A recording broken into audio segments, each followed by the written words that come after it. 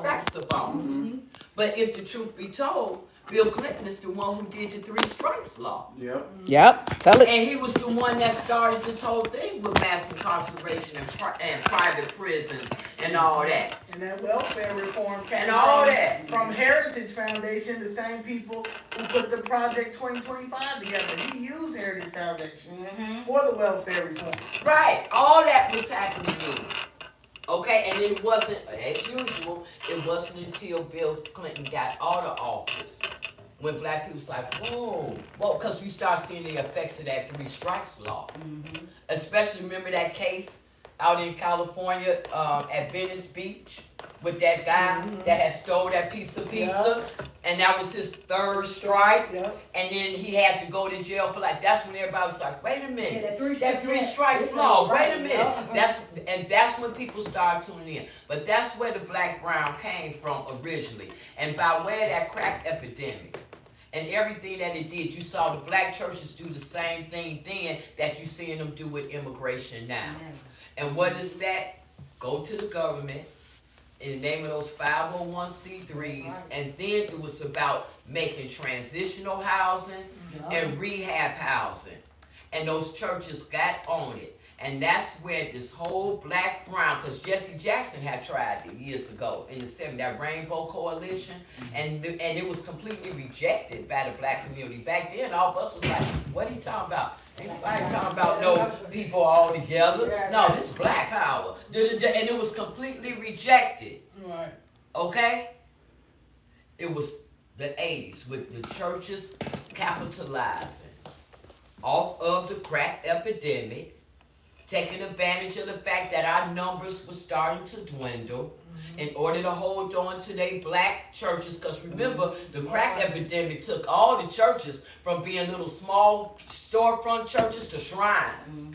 By the time the 90s came, all the churches was just big old churches, these shrines. It wasn't no more little storefront churches no more. No, all the preachers started getting that big government 501c3 money, and everybody started having great big churches. All the preachers was now bishops, and all this and that. All that came by way of the crack epidemic. And then the next thing you know, it was that black and brown thing. And the next thing you know, you start hearing black people talking about people of color. And and you stand there talking about, how you gonna be saying, how we people of color? We already been colored. Right. From Jim Crow, we was colored. And now you gonna allow them to roll us back to people of color? But it was black people being gullible, those black preachers being greedy, trying to sell the ideology that if we just all come together with the brown and black, we'll be stronger against them. And the only thing, real fast, you know what made them stop saying that in City Hall? Black and brown. Was you? I know you. Because I got tired of hearing it. I got tired of hearing it. Them standing up talking about black and brown, and I'm steadily noticing that brown getting all the money. Everything. And the only thing that black people is being used for is our plight. Yeah. Y'all gonna stop saying it. And I start saying, stop saying it. Stop saying it. Every time somebody would say, keep our name out your mouth. Shut up. I don't want to hear it no more. And they would put all these black statistics up there on the wall. In the black community this, in the black community that, the black community this. And I said, get it down. Get it down. Get it down. I don't want to see it no more. Clearly, y'all know it's a problem because y'all keep on coming with these stats, but y'all won't give us no money. That's right. Get it down. Get it down. And we will become completely unruly when they will put it up there. Get it down. And now they don't have put it up there like that no more. And they don't say black and brown like that no more. When I saw bicycles, they said we get killed most by bikes. Yeah, when I saw we got killed most. Didn't it say? We went off. We went off. I'm like, now we can't. Explain what was that? This was the Spada. This was Alderman Laspada, Daniel Laspada. He's the first ward alderman, and they were talking about trying to get some money. This is when they're trying to get the money right. There was a PowerPoint up, and they were talking about bicycle lanes. That's why they need bike lanes. And it came up there that blacks get killed more on bicycles than anybody else. Now I couldn't take it anymore either, because my thing is, that's why we have to start going to these meetings, black American, because they're in their line. They're just making up stuff to get money. And because the Democratic Party makes money off of black oppression, like we have to die, black people have to die, get killed or whatever, that's how they make their money. So now the pedestrian people, the bicycle people, trying to find how to make money off of us. So now we get killed more by bicycles. Now by car, bicycles, by bicycles. So if we get killed, I didn't even know that this. We can't even ride bicycles. Like at this point, are we in a horrible parody? Is this a satire? Because this can't be for real. But that happened one day, and that we did get kicked out that meeting because everybody was like, oh hell no. But Miss Jackson went off because she was the one who kept saying every time any meeting we go to, we are the highest in everything. The highest in everything. But look at our communities. So this is not even a rocket science. Like this, so for people to be like, y'all crazy for going this way, you're crazy for going that way. Just look at every MLK Jr. Boulevard, fam. Look what they do to Martin Luther King Jr.'s name. His boulevard. Every boulevard is a hood. Every boulevard is in the hood. Like they just disrespectful, and we have allowed it. And I'm not saying we have allowed it. We've had people like Al Sharpton and Jesse Jackson and them that did not lead. Yeah. So now here we are trying to figure it out, because this is not what I thought I was going to be doing in life. Did you think you was going to be doing this in life? No. Right.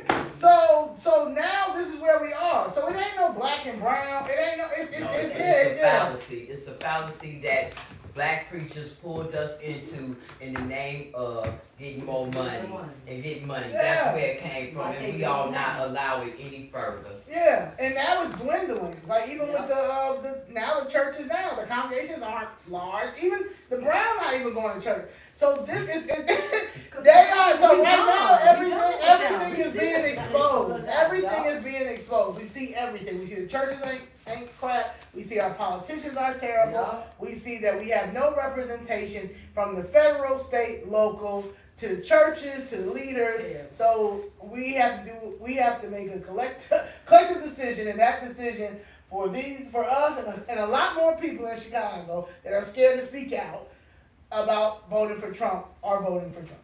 And let me just say this for the churches, because I really be talking about that in my life. It's funny that the people, we were down there when they were talking about taking our community centers and schools and stuff, and housing the immigrants, right?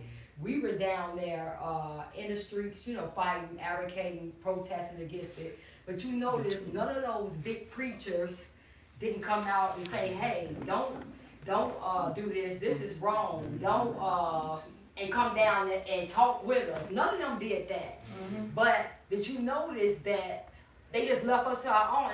And I would tell my clients, like, listen, you go to so-and-so church, you go to the Sweet Holy Spirit, you go to all of these big churches, but nobody ain't saying nothing. And I know they see us out there, and they putting these people in our neighborhood and us complaining. So then, but you saw that when he got to talking about housing the illegals, who was standing behind him? The preachers. When preachers talking about we need to love each other. We need to do what Jesus do. But you see how, and they start talking about we're going to house them and they can come into our churches.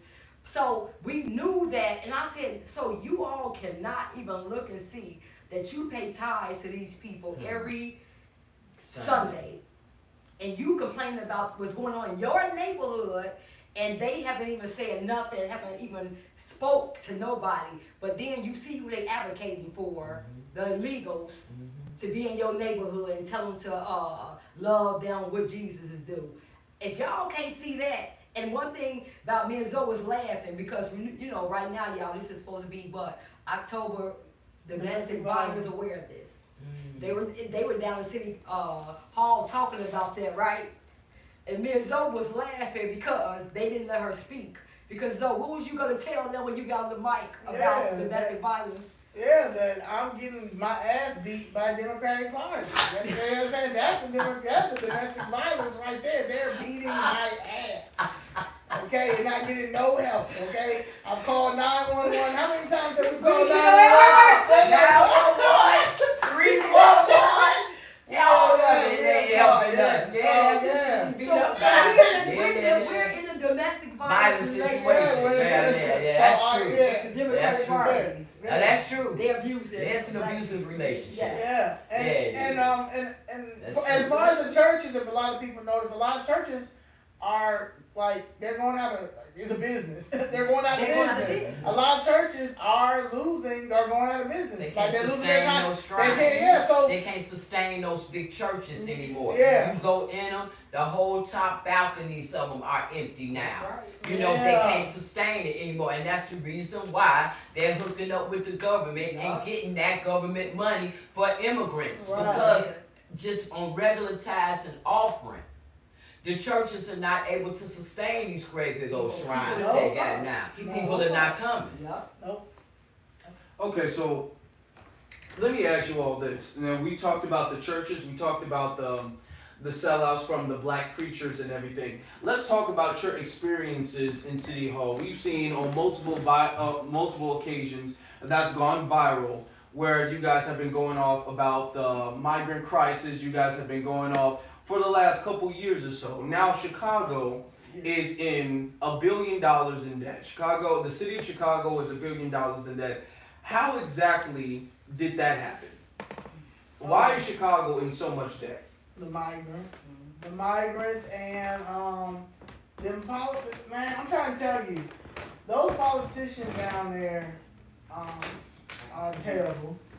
The politicians are terrible, but what I think is definitely the migrant crisis and a lot of the money that's given out to these gang violence preventions, because that's a lot of money going to them too, and this affordable housing there's not one affordable housing building. Have you seen one yet been built? So all this money keeps going out for these certain things, even with the $500,000 for the reparations situation. We have yet to see anything come out of that. Right. So yeah, I believe that the $1 billion is I'll say 70% of it is 80% of it is illegal immigration, and I'll say 10% of it is there's a lot of money that goes to gang violence prevention. Even though I don't know, that's his homeboys and stuff because he's trying to defund the police. So he's trying to do that. And then when you say he, you mean Brandon Johnson? Johnson. Brandon Johnson does all that. He's did a police freeze and everything. Even though we need police right now, we need police, but he's trying to do this community come together activist thing. With community people can go in there, and it's not gonna work. Like that's the whole purpose of police. And that's just what it is. I am not a defund the police type person. I definitely understand that there are some bad cops out there, but there's some bad politicians out there. There's some bad teachers out there. There's some bad people out there in their positions. That's just what it is. There's a lot of people that abuse their positions, and it is what it is. But to defund the police is crazy, especially when you have no idea what you're doing as a mayor. No one cares about you. No one likes you. Not nobody. From the police to the teachers, to the CPS teachers, to the firefighters, to regular citizens. Right. No one cares about you. No one likes you. You're the most hated person on earth. And I feel like Ms. Jessica said, he's very vindictive. So because he's vindictive, because he's so egotistical and has this big ass ego, he's putting us in more debt because he is I'll show you, but not knowing what to do. You have no idea what to do. So we're in debt because we have the worst mayor on earth. He has no idea what to do. I mean, we're bankrupt. They just haven't said it. Yeah, we're bankrupt. And it's going to get worse. They have no idea how they're going to put the property taxes up. Yeah. You know, that's coming real soon. They're still paying us favorite staff in healthcare. They're still paying for shelters, even though they're lying and saying that shelters are closed. That shelter that's across the street from Miss Doris, the Hyde Park Hotel, is still open. It was supposed to be closed. So it's the one in Streeterville is still open. So they are it's you have no choice but to go red. Because you ain't gonna have nothing. Chicago is going to be embarrassing. And it is embarrassing, but it's going to be terrible. And see, here's the thing too. Also, to answer, how did we get that $1 billion in debt? Now, earlier, Zoe mentioned what she refers to as the Hispanic KKK, right? Okay, what Brandon Johnson has done is he has created him a voting block within City Hall. Right? 16. Right, of the 16, that no matter what he does, they go along with it, they push it. The aldermen. And so what has developed is a dictatorship down there. So everything that he says to do, there's no pushback. None whatsoever. Now I attribute that to a lot of our aldermen not being politically smart. Yeah. I think a lot of our aldermen don't have proper political background. No, I don't think that. I think too many of them are in there because they was activists. They was activists, you know, but they don't have political knowledge. They don't have political science background. So therefore, when things like this happen with the immigrants coming to our community, that's why you had the alderman that was saying things to us like, well, they just told us about it yesterday, ain't nothing we can do. Because either they don't understand the elements of due process, or either they think we don't. But it's no type of way they were supposed to be able to break laws like that, especially Title VII laws, and use public accommodations like that, with no type of pushback. So that mentality is what has allowed that money to go further and further. If you remember, think back to that first Cinco de Mayo weekend, not the one that we just had, the first one. That was when they announced then that the city was $580-some million in debt back then, right? Then a little way, but what happened? They still kept it going. Nobody stopped them, right? Then the next thing you know, what? We heard about this $300 million that he couldn't account for. Remember? That's why. Just want to say real quick. That's why when I say it's 2.2 billion and counting, you just heard what she said, right? 580 million back in Cinco de Mayo. The first Cinco de Mayo. Then 300 million. I've been counting. I have a list. So when people but now they're going back saying only 500 million was spent on migrants. It was 2.2. It's more now. It's probably 3 billion now. But at that time when I was on BC, it was $2.2 billion and counting. In 500 million, we've been past that. And so now, but they're telling people that they spent in the news now. They spent over 500 million. No. I'm sorry, Ms. Jensen. No, we're real. And then after that, you hear us talk about, don't y'all vote for that 70 million. Don't y'all give them that money. And they turned around and did it anyway. Then you start seeing what Governor Prisoner said he was going to give some from the county, right? Okay, then we saw Mayor Brandon Johnson, him and Eric Adams and the Colorado mayor, remember, went to the federal, went to Biden. They went twice asking for money, and both times he came back empty-handed. Again, rather than stopping because you're not getting federal funding, he kept doing. And one asked, well, why? You think, why? Why would he keep doing it? Why would he keep doing it? And I'm going to tell you why. Because he's trying to do this communist thing. And this illegal immigration allows him to do it. People are saying that he's not saying nothing because he don't want to, quote unquote, end up like Eric Adams. No. He's not saying anything because this immigration allows him to work this communist, socialist agenda that he's working. And the evidence of that is by the type of people that he's appointing. Look at the people that he's appointing. That Cito Byron, Cito Lopez, the one who burnt the flag. Carlos Rosa, the one who stopped the sanctuary city from being able to vote. This Rosanna Sanchez, who's supposed to be human relations and all this and that. Just one question, because I wanted to talk on that. When you said the whole sanctuary city thing, can you explain what was that? What occurred during the whole, you said sanctuary city vote. What was that for the people who don't know? Well, remember Alderman Anthony Beale wanted to do the referendum once the whole issue with the spending and immigration started getting out of control with this money and everybody pinning on that it's a sanctuary city. Right? Okay. And kept saying it was by way of Harold Washington. That Harold Washington had declared Chicago to be a sanctuary city, I think back in 1985, something like that. So they were saying that this is the reason why we had to keep on letting these immigrants come here, because of sanctuary city status from Harold Washington, right? So fast forward to now, Anthony Beale start complaining, saying, wait a minute, this is not what sanctuary city is.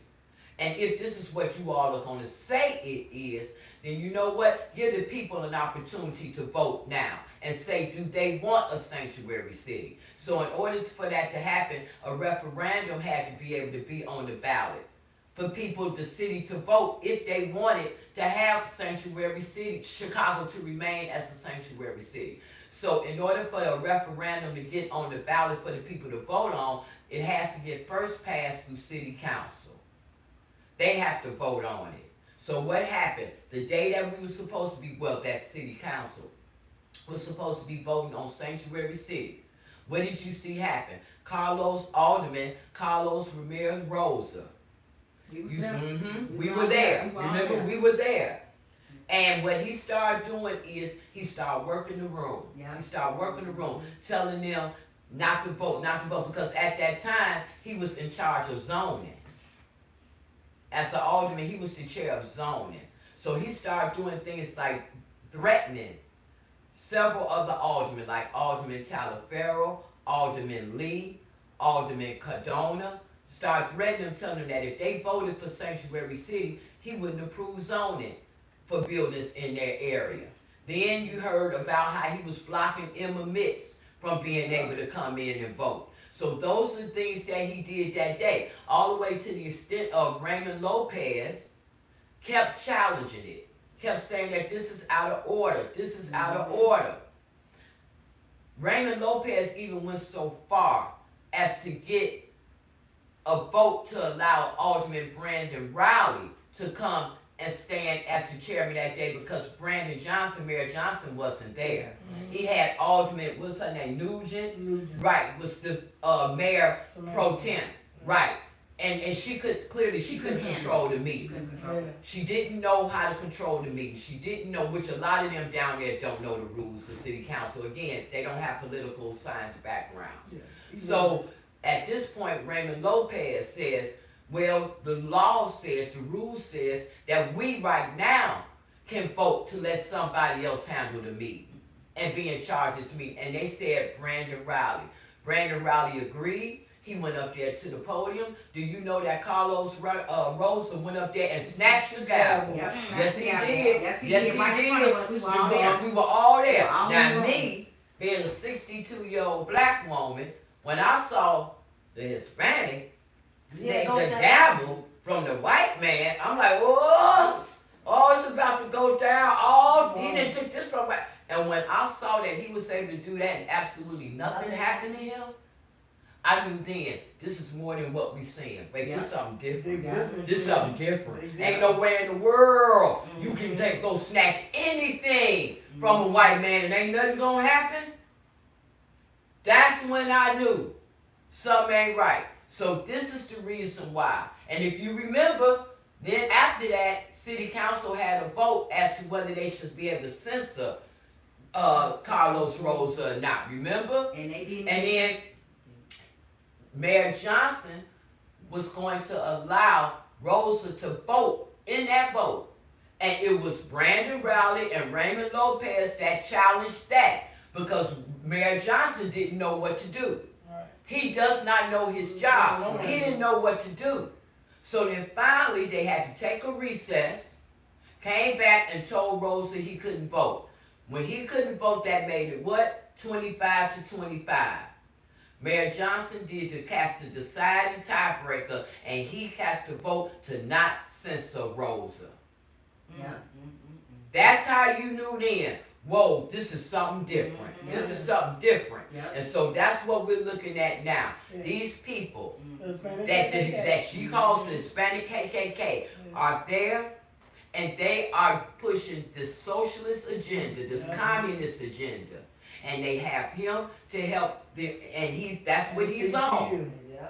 That's why he wanted to defund the police and mess up the school board and put city-funded grocery stores and all this stuff. This is government control. Government control.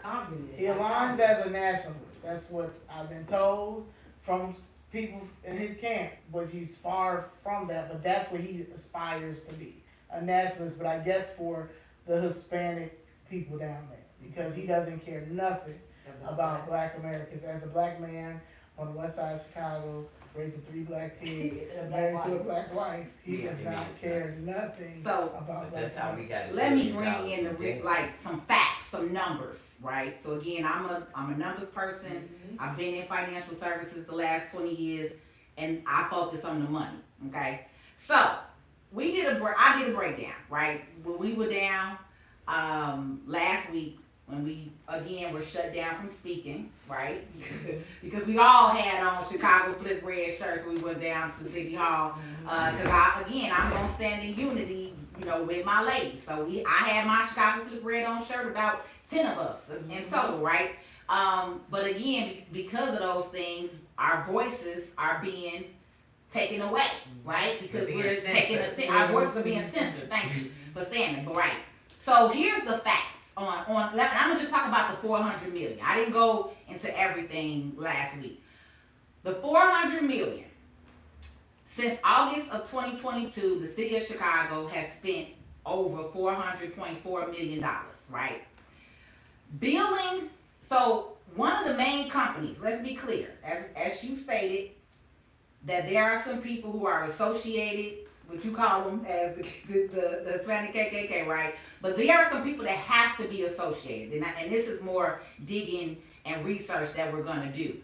But how is it that a company, this is a private company that is based, their corporate headquarters is based out of Kansas, okay? They have facilities in every state. This was the same company that was housing the illegals in Texas, okay? Called Favorite Staffing. Favorite Staffing, out of this 400 million, Favorite Staffing has been paid, not billed, paid, okay? Paid out $252 million, $953,904. Let's just round that up to $253 million, okay?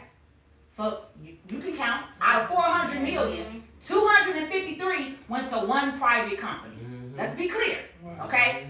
This company is billing the city repeatedly 50 to 84 to now 100 to, I'm sorry, not now, but up to 2 years ago, $156 per hour for 400 employees, okay?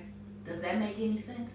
Do you know how many staffing companies we have in Chicago, in Illinois, period? We couldn't find some company to work with the city that you have to bid, and it take 2 years for you to get approval as a minority certified, woman certified. It takes years sometimes to get those certificates to work with the city. Nobody was registered to handle this. Okay, let's just go there. The other thing with this that has a big issue with me is one security guard was paid $24,000 in a 30-day period in 1 month. How many people do you know that live in Chicago that's security guards that have ever made $24,000 in 1 month? This is fiscal irresponsibility, okay? A nurse, now is this nurse curing AIDS or Ebola, the fuck? This nurse was paid $100,000 in a 30-day period, okay? Again, a 30-day period, we're talking about 4 weeks, okay? $100,000. So if that nurse is with this company and has billed for the full year, we, Chicago paying citizens have paid that one nurse $1.2 million. Does that make sense to you? Okay. Can you repeat that? Just to be Exactly, because people is slow. I'm sorry, I hate to say that. But this is what we're trying to get. This is the point. This is why I became a part of it. I'm a numbers person. I'm not in this emotionally about no, like I said, color and politics. This is about the numbers, okay? This is our money. One nurse, and this is facts. I have several news outlets that I got this information from. Let me state that. This is all over YouTube. You can go and look this up yourself. Right. I'm going to eventually make some content for that, but this is very public information. NBC News, it's a young white guy, news anchor. I got to get with him, because baby, he the one who did all this digging, okay? And I got these facts from him, okay? One security guard has been paid $24,000 in a 30-day period. That's 4 weeks, 1 month. One nurse has billed $100,000 in a 30-day period. If that same nurse has been working for the entire year, we have paid her $1.2 million for one person. She's not sharing nothing. She's in a shelter. These are all people who work at these shelters across Chicago. Okay? Does this make sense? That little boy was killed. Does this make sense? The little boy died of the measles. Yeah. And that's the other thing. Measles, what's the other one? Tuberculosis. We have not had those diseases in years, right? But again, it's some up. So the other part of this, okay, is we just issued favor another $100 million. Was this last month? No, about a couple of weeks ago. Ain't even been a full month. Okay? But this is the other issue. We just issued them another $100 million. But guess what? Like Zoe said, they're closing shelters. They don't even have as many shelters as they started with. So why are you getting another $100 million? So there has to be some other type of connection here where money is being funneled. That, you know what I'm saying? So that's the other digging that will be done. Okay? This is one more. So the other part to this. So remember, we brought up how they are also receiving up to $8,000 in housing, right? So you have landlords that are allowing them to come and live in their units and properties because they're paying up to very clear, up to $8,000 for 1 month's worth of rent. That's what I heard. How and where? Any of you all who have family members on Link or Section 8, I've never been on government assistance in my life, and neither has my mother. But I have several cousins and family members that is. I know people that are being put out of their 3-bedroom apartment to go down to a 2-bedroom apartment that the government was barely paying $2,500.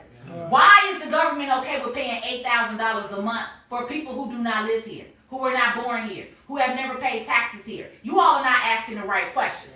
So the other part of that money, $76 million went to Equity Social Solutions LLC. Equity Social Solutions LLC is the organization that you work with if you are a landlord and you have property and you want to rent to these people, then that is who you work with. $76 million went to them. So that's where that up to $8,000 that they're paying them, this is where that money is coming from, okay? So, at the end of the day, and the last thing, too, I just want to talk about some of the companies. The shelter on Ogden, 344 North Ogden, okay, has been paid $150,000 a month. They have received $1.8 million, okay? This was a couple of months ago, so by now, if they're still receiving that money, then they've received more than $2 million at this point, all right? The other last thing I want to say is, it is illegal and it is against our rights as American citizens for our government agencies to open up programs like Section 8, like giving work permits, and to say that it is only available for illegals right now. That is what is happening. Section 8 is open right now, but it's not for you. If you try to go and apply right now, they're going to tell you, oh, you're going to go on a waiting list. But if a migrant or an illegal comes in and say, I need Section 8, they are opening up the applications. They have been opening up. The application's been open and moving them into apartments. as you being, again, a paying citizen, it is illegal for your government to do that. It is illegal for your government to open up a service and say, they can apply, but you can't. Does this make sense to you? Okay? In October, we brought up the fact while we were down at City Hall arguing and fighting with them again, how is it that they are able to open up the work permits and open up only for them? And this, again, I posted on my channel, I posted on my page, the news that the lady who works for this company got on TV, on national TV, and said, the news anchor asked her, is this open for people who have already been here? We have a lot of Hispanics, Mexican families that have been here for 10, 20 years waiting for work permits, who have been paying taxes, who have been abiding, who came over here legally, who crossed and did the immigration process the correct way, right? They have been patient and they have been waiting. She got on national TV and said, no, unfortunately, they cannot apply. Your government cannot do that. And so because so many of you all are silent, the fact that it's 10, 12, 15 of us down there, when the city of Chicago has millions of people, this makes no sense because you all are not understanding the facts, the numbers, right? So I got more, but I'm gonna stop. They understand all these illegals in their neighborhood. They understand that when they go in places to eat now, only Hispanics is serving. They understand that they got cars and a lot of us don't. They understand that. Now, they may not understand numbers, but they understand what they saying. Yeah. And just to say that, just to go back, last year when me and Ms.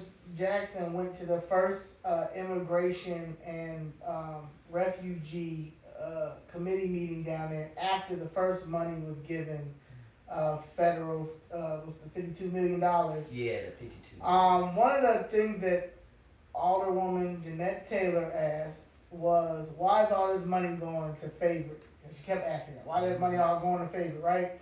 They also, but they said it was Beatrice Ponce de Leon. That's the deputy mayor of immigration. She's also in this criminal organization because I know she's stealing money.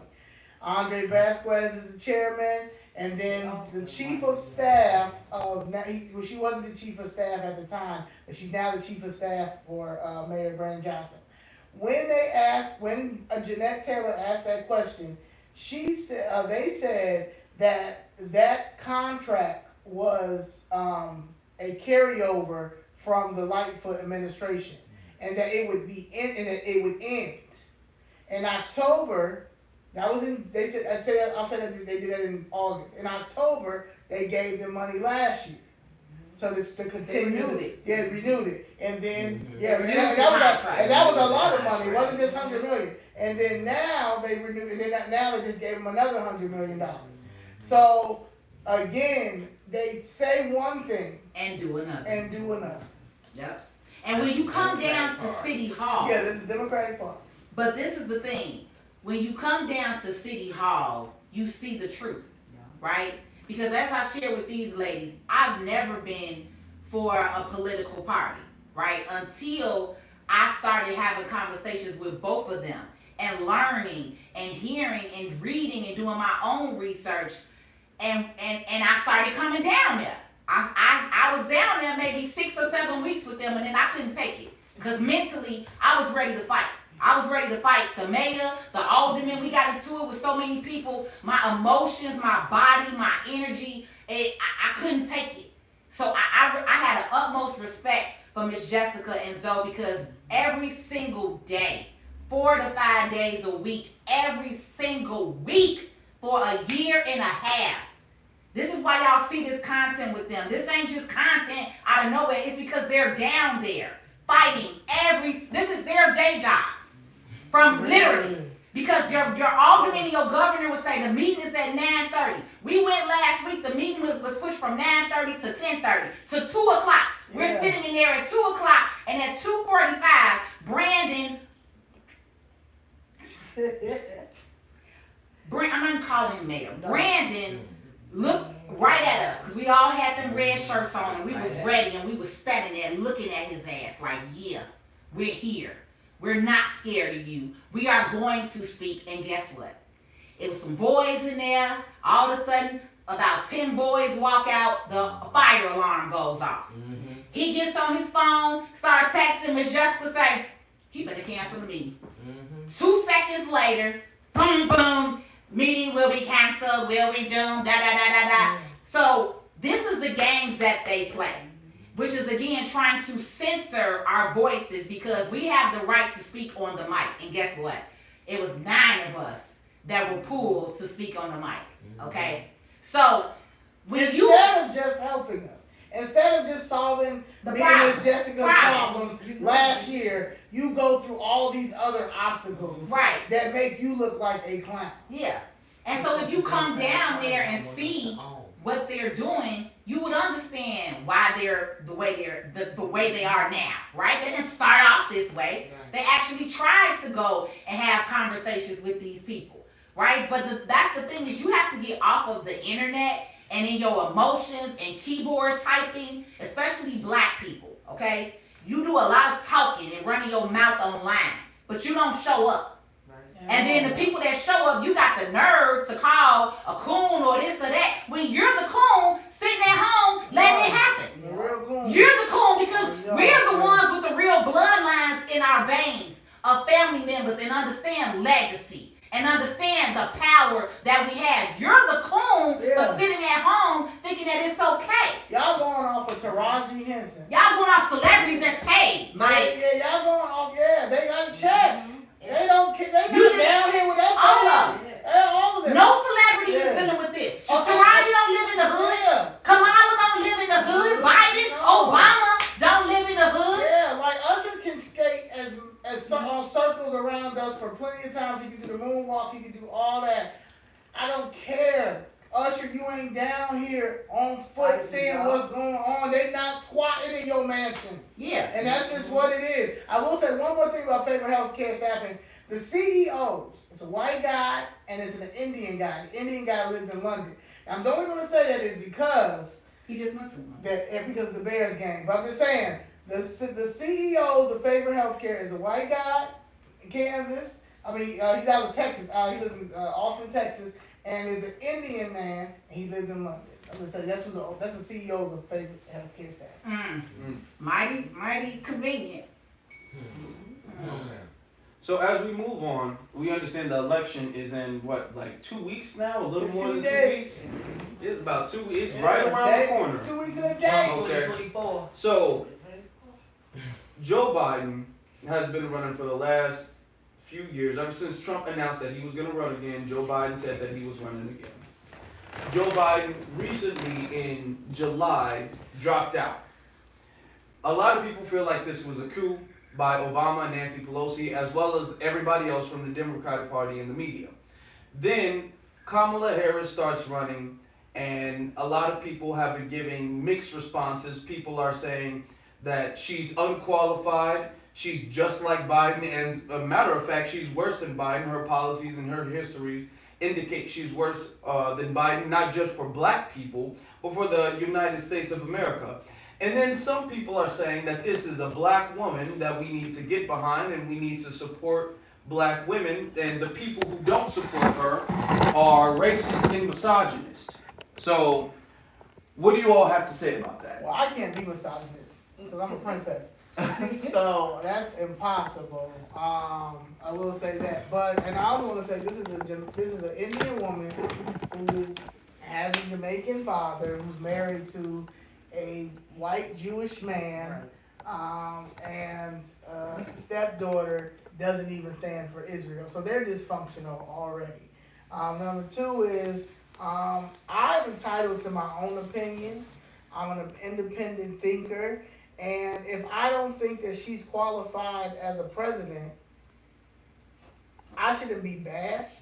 I shouldn't be bullied, because that's exactly what the Democratic Party said. They have a no tolerance thing. They're all for LGBTQ. I've been called fat dykes for the last 15 weeks. Yeah. From the Democratic Party. You know what I'm saying? But they're calling somebody else racist. The hypocrisy of y'all pushing the LGBTQ agenda, but because I say that I'm going to vote for Trump because Trump policies align more with mine, how dare you, fat dyke bitch? Oh my God. Oh my God. You know what I'm saying? Now, I don't care because at the end of the day, I know who I am and I know myself. I have very high self-esteem, so I don't care about that. Plus, I have logical common sense. But this just shows it's about power. It's a power thing. It's not about do they really care about the people? Are they for the people? The Democratic Party never cared about black people. And they've learned how to push these and shuffle these black elected officials in here. Like I told you, Ms. Jackson, like they take an oath, and as soon as they get in there, they be like, I promise I'll help niggas. I'm not gonna help not one nigga. I'm not gonna help not one nigga. I promise I will sell us out until I can't sell us out anymore. Those are what we're dealing with. So why would I continue to ever be okay with that, be aligned with that because we're just black? Nah. Y'all are delusional and slow and stupid. As far as her, she's not qualified to be a president. We all know this, and that's just what it is. And there's nothing in there that makes me feel like if I put her in there, like Ms. Jackson said, if we go to war, it's a wrap. No, she cannot do anything now. She didn't do anything barely as a prosecutor. There's one, and my thing is, I'm not even on. I didn't like how there was a case that she dealt with a girl that was Sick. Nah, she So, well, mentally they say she had some. Oh, Montrese Richardson. Yeah, Montrese Richardson. She had, they said something happened mental. But anyway, she went to court. She got arrested. Mm-hmm. She was let out. Her parents asked her not to be let out because she did have some mental issues. They let her out. She wandered off. Couldn't find her anymore. Mm-hmm. Her parents begged and pleaded for Kamala Harris to look into it, to open it up. To charge those police officers, all of that stuff. She opened it up for like 3 days and closed it back. Like, it's not nothing I can do. So I don't even look at the police part. I just look how okay. To add context to it, her body was found. Yeah, her body was found. Her body was found. Her body was found, and it was found in the woods at a cabin where they shoot porn. So that's all. You know what I'm saying? Yeah. So that's where they found her. So just and to this day, it's a open closed case, you know. So I didn't like her. I didn't respect her off of that because clearly she doesn't care about looking into cases because look what I'm going through, you know. And I've reached out to her. I reached out to her chief of staff. I reached out to the appointed attorney generals that they have, Merrick Garland and Kristen Clark. Michael Horowitz, the federal inspector general. Then we go down to the state inspector general, which is Susan Halen, Deborah Whitburn. I don't know what you're doing. Yeah, Attorney General Kwame Raoul. You know, Governor Pritzker, Mayor Brandon Johnson. I've asked plenty of times to his face. Tony Preckwinkle. I didn't ask her. So my thing is, if you could go to everybody from the top, Biden included, to come down here and you still can't get no help, ain't no way in the world I'd vote for her. And that's just what it is. And for me, and so what we trying to get you all to understand is that all of us doing this because it's something, this our plight God gave us. For some reason, he laid it on our lap. Because when you think about it, all of us are really entrepreneurs, and I think you retired. So we can, if we wanted to, we can sell, we can just move and go somewhere and have a nice life.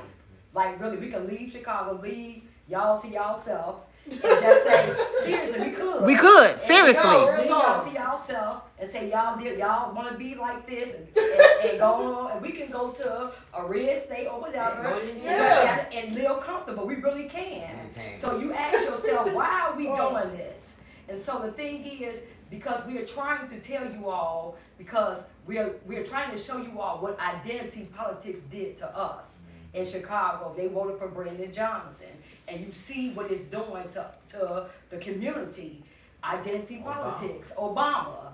Identity politics. Tiffany Henyard and Dalton. Identity politics. So we're trying to get you all to understand that you have to stop looking at color. You have to look at policies and what's directly affecting you. See, y'all can say whatever Trump tweet mean, but that didn't affect me because his policies we benefited from. You know what Carmela did? Whatever what she did directly is affected my family. It's directly when she opened the border because she was indeed the border czar. I don't know how you all, because I had been reporting on that, and she was terrible about a year ago in the same CNN, all that was talking about how terrible she was. And then when they gave us this fake black woman, they erased history, and now she wasn't the border czar, she was the best person ever. When they was just talking about how terrible she was. And that she went down in history as being the worst vice president. So they just made you all forget about that. So we haven't forgotten. So what she did and her policies, because she advocated on this about opening the border, and then because she's an immigrant and her parents are and things like that. So they advocated for this. So you got to look at her policies directly affect the black community and American citizens. Because Dr. Claude Anderson told us about illegal migration and they directly affect us. And so we see that in our communities, we see that in what's happening. So, and we're the lowest economically, even they had came in, and now it's African, well, black Americans, we didn't say African Americans no more. And then it's a Hispanic. So we at the bottom of on the economic level. So her policies have directly affected us, the black community. Is absolutely right. She's incompetent. She don't know, and we all can see it. And so we're not opposed to having a black woman as president. We're not. If you go, and her policies were great, and we see that she can do it. Whatever. I don't think that all of us would say, okay, because she's a woman or a black woman, that we wouldn't vote for her. Or would you say that, Jackson? I don't know. But I just know right now. I don't know. We're not doing it. I don't know. I have not seen the performance. And exactly. People getting ready to get mad. They go to chat. They about to go out. I have not seen black women in leadership perform at a level where I am comfortable with saying that a black woman or a woman, period, is in a position to lead the country. That's my opinion. Different strokes for different folks. That's my opinion. Her interview, now as it pertains to Kamala Harris specifically, her interview with Fox 32 proved that she is not able at all to act as commander-in-chief. It proved that. Now, I don't have to vote for somebody in order to solidify my blackness. I came to earth with that. Okay, so I don't, my blackness, my test of blackness or the litmus test of my blackness does not hinge on my vote for Kamala Harris.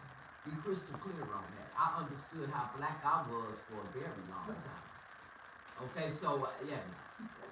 Now, I was in California when Kamala Harris was the Attorney General out there. And this is what I'm going to say about that.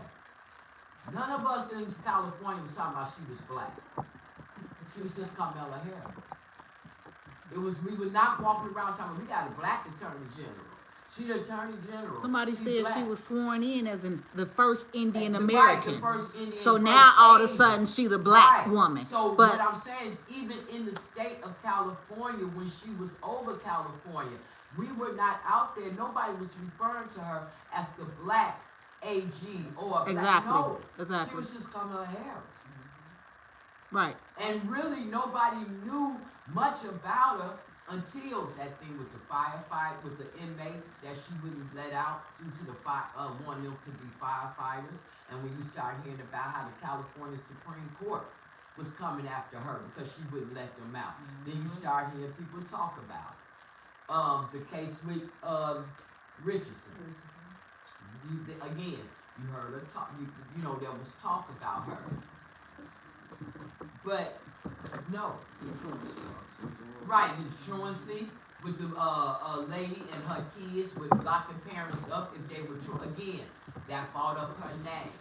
Again, when she was in Senate, and when it was the mortgage crisis, remember? And she and Obama was the president, and they bought the chairperson of Wells Fargo, Chase, B of A. They got bought to Congress because of the mortgage crisis. She questioned them, you know, when you hear her talk, and I took on the banks. I took on the big banks. I mean, she questioned, but she didn't lock them up. Right. Right. She didn't lock those bankers up. And we know that she knows how to lock people up. See, which goes back to, real quick, even that January 6th conversation. You know, they keep on bringing up January 6th. January 6th. Trump hit them January 6th. Here's my thing. Because black people always want to say, if they was black, they would have killed us, they would have shot us down. They would have killed us, they would have shot us down. If we would have broken into the Capitol like that, they would have shot us down, right? That's what black people be saying. My thing is, okay, black people, but they weren't black. They were white. So why is it that we can't deal with the fact that you got two mass incarcerators in office, Joe Biden and Kamala Harris? Make me understand how it is that all the white people could charge that capital like that and they didn't know how to lock them up. But instead, they just want to make us keep looking at Donald Trump causing the riot or whatever. Okay, let's say he did. For conversation purposes, let's say he did. Then why didn't y'all lock those people up, though? Right. Why didn't they lock them up? I don't understand that, and I surely don't understand why black people are not looking at that. I don't understand how we can look at that situation and get caught up in, if we was black, they would shot us down, if they was black. And how do you bypass, but they not black, they white. And Joe Biden and Kamala Harris are not moving to lock those people up. I don't understand how we bypass that. I really don't. See, and it leads you back to how they could make us get caught up in she black, when we know that she's not. Is it that black people so frantic for a hero? Yes. Is it that black women so frantic for the beat? But we had Obama, and that was good. I don't get it. You know, they sit up here, you know, you the black woman, she a black woman. The black woman is the backbone of the Democratic Party, the black woman. And I know I'm a black woman. Right. I know I look like a woman, talk like a woman, act like a woman, shape like a woman, dress like a woman. And in all my womanness, none of them down there in City Hall have resolved my case. Right. I'm trying to figure out what happened to protect the black woman. How come they ain't protecting us? Right. You know, if they say it, if the stats say that our communities are what, 70 to 75% led by women, right? That they put to throw that stat. Okay, the Democratic Party, if that's true, if you know that 70 to 75% of our households are headed by women, then why would you pour a whole bunch of undocumented men in our community and put us in danger like this? Right. Especially when domestic violence, the most definitely comments and Black women were the what highest. she said. And that's what she said. So none of this is making any sense. None of it is making any sense. Yeah. So no, this thing of her being a black woman, just don't let it rest. And the only reason why they're doing that is because they know she was gonna flop on her face. And so what they want to do is put it on black. So that it go down in the history book that the first black woman that ran.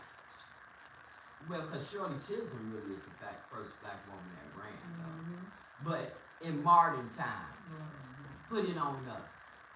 Then she didn't win because the black people didn't vote for her. The black men didn't support her. Back to that. And that's where the misogynistic comes in.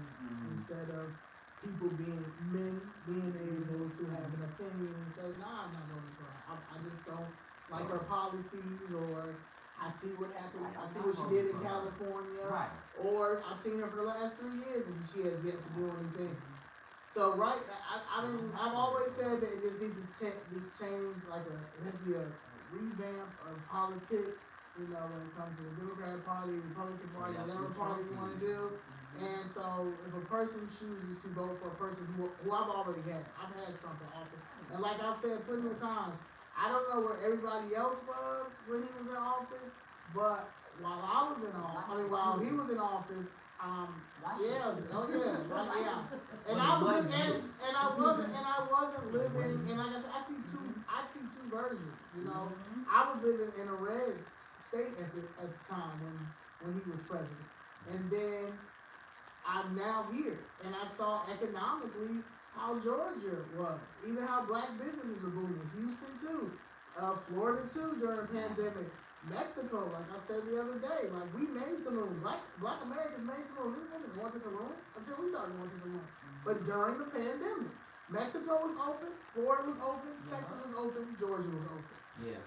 Chicago was closed, LA was closed, New York was closed. And look at them right now.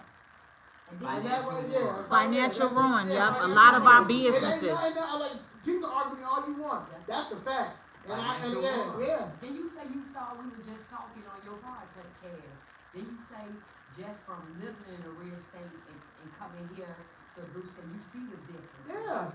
It's the economic. Then you say it's financial ruins with those 3 major cities, and it was and Philly, and it was because they were closed down. They was closed down for years. Not months, years. All the small and businesses. then you go from closed down to years to opening back up to illegal immigration invasion. Come on now.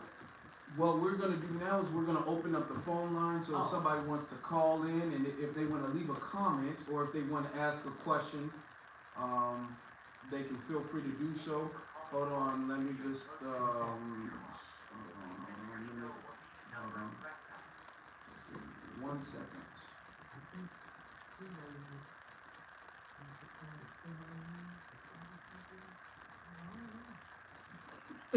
Miss Jackson say.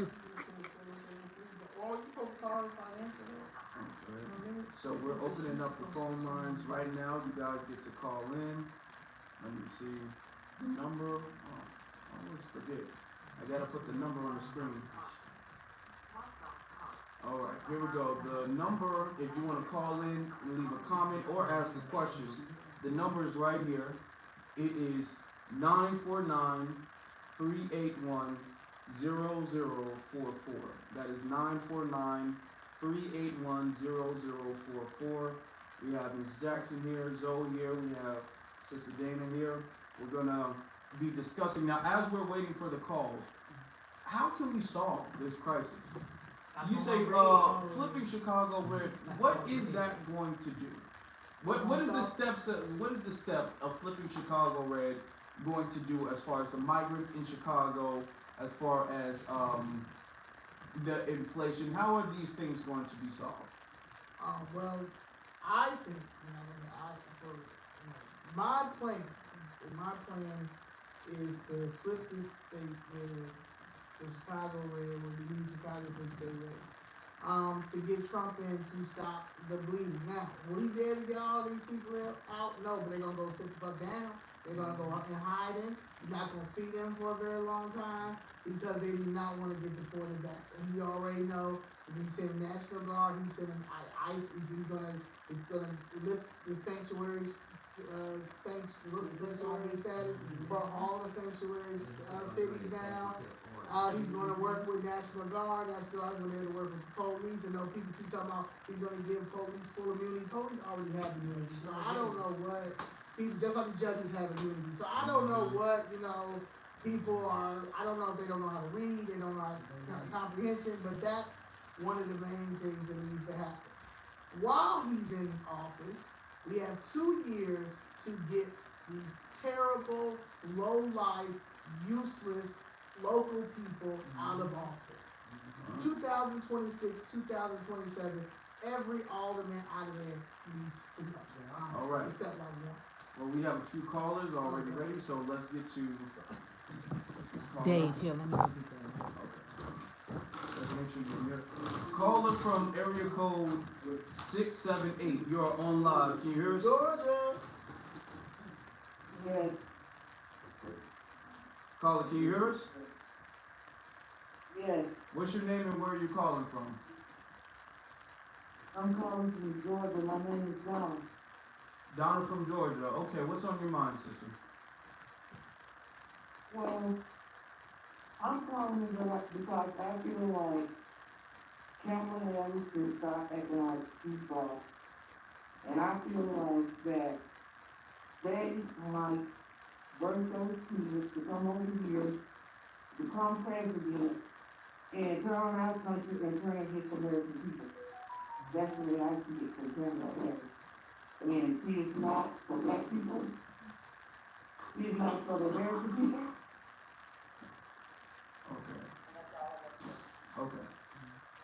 Okay, thank you. Yeah, that was a bad connection. Sorry. I guess that speaker wasn't really working, so we're not gonna do it without the speaker this time. Can you hear us? Oh, she got up. Okay, we definitely agree, but we got a lot more callers, so we're gonna get to the next caller.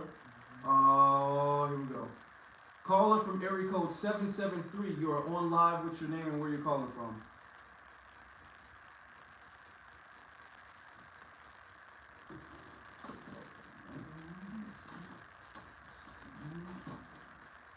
Caller from area code 773. You're on live. What's your name? Where you're calling from?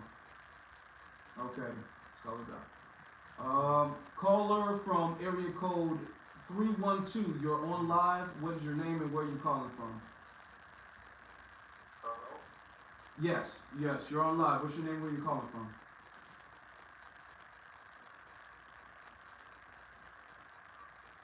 Hold on. Can they hear me? You can hear me? Okay. For some reason, this is. Just give me 1 second, y'all. Okay, this is. Okay. There must be something where.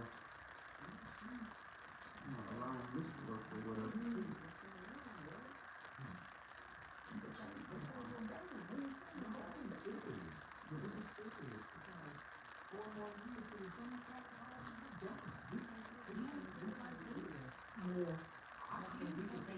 Can you hear me, caller? The fact that Stevie Wonder endorsed her and he can't see what's going on is crazy to me.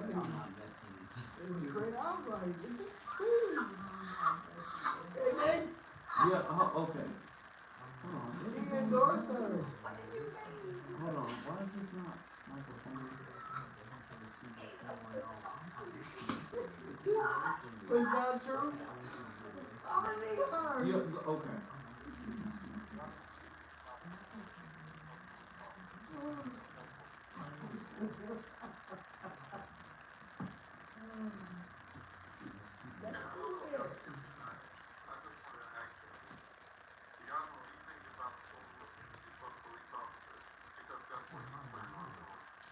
Okay, can you hear our response?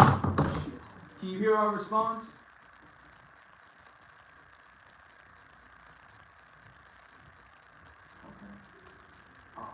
Okay. Hold on. Can you hear us? Hello? Okay, hold on, y'all. Might be the speakers in there.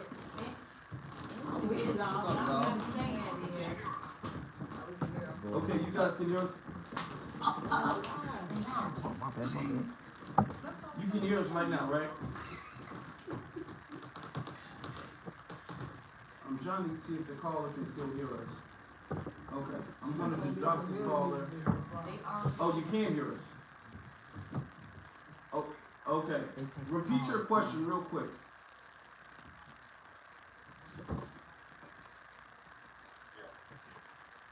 Repeat your question.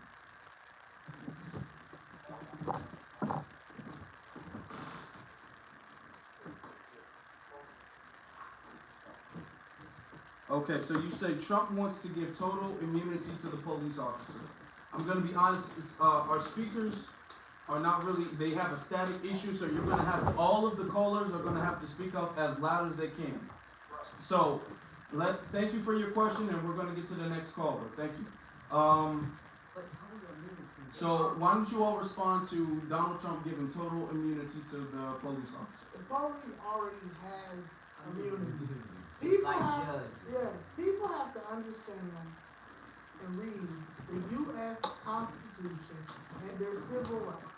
And that is the problem. People do not read their U.S. Constitution and the civil rights. They stop doing the U.S. Constitution test in school, so y'all just, I didn't even have a U.S. Constitution test in school, and I graduated in 2004.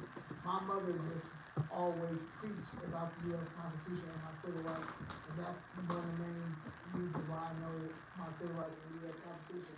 But if you know the U.S. Constitution and your civil rights, I don't care who has immunity. If you violate any of my civil rights in the U.S. Constitution, I'm suing y'all, and that's just what it is. So I don't understand what people are, yeah, that's law. And if you don't understand, and the U.S. Constitution is the land of the law of the land.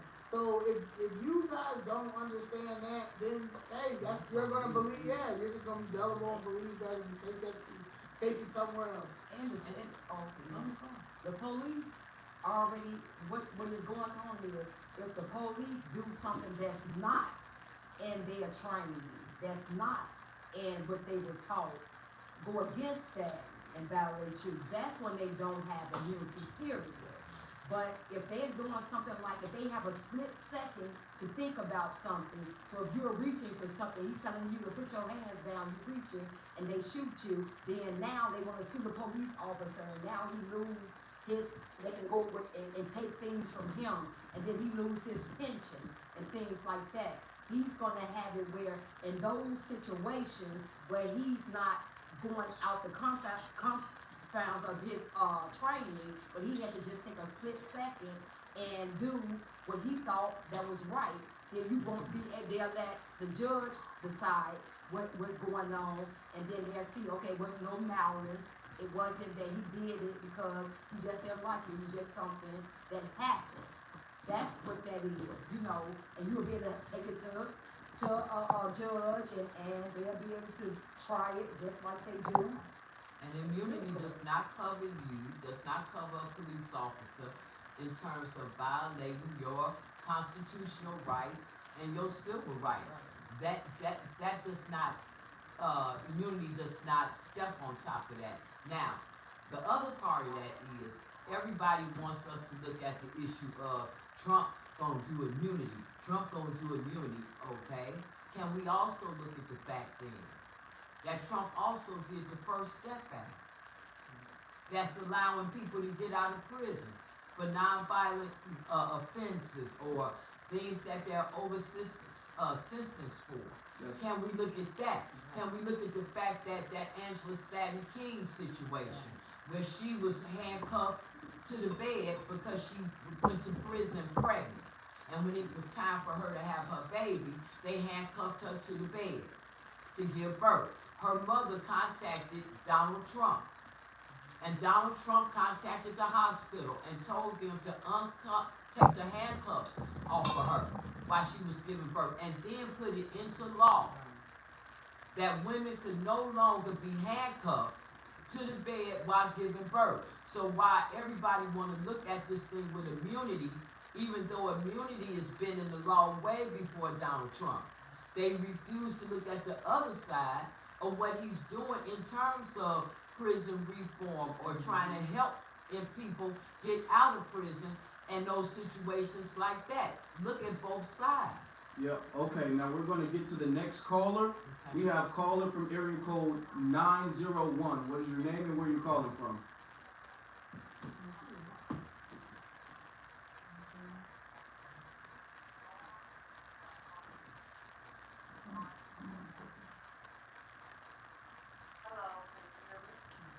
Yes, we can hear you. I think are you on the TV or something like that? I can hear myself in the background. Yes, we can hear you. What's your name and where you calling from?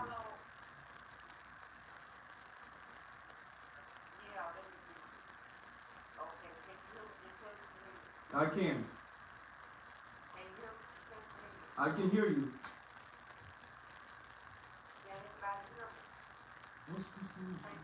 Yeah, yes, check it. Yes, we can.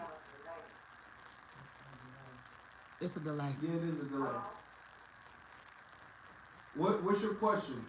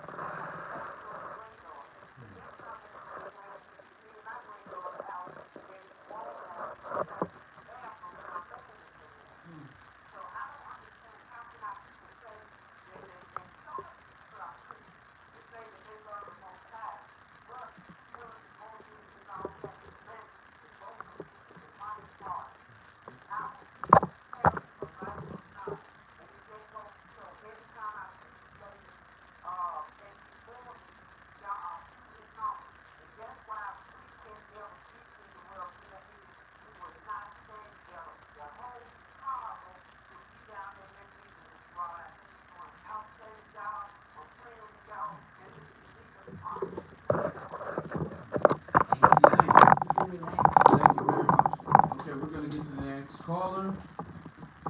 Okay. Okay. Caller from area code 312. You're on live. What's your name? Where you calling from?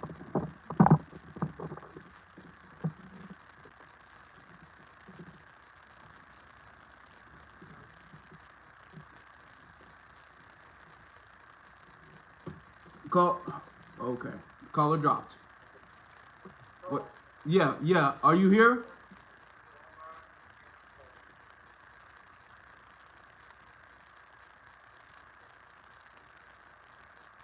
Okay, we're gonna have to move on to the next caller then. I'm gonna bring you back up later, but we're gonna have to move on to the next caller. Caller from area code again 3. Oh, P Ray. Okay, there you go. Okay, there's a little delay, so you're just gonna have to ask your question or leave your comment. Yeah.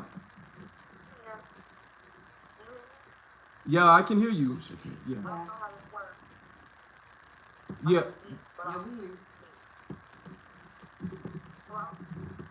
Yeah, there's a little delay, but we can hear you. We can hear you, girl.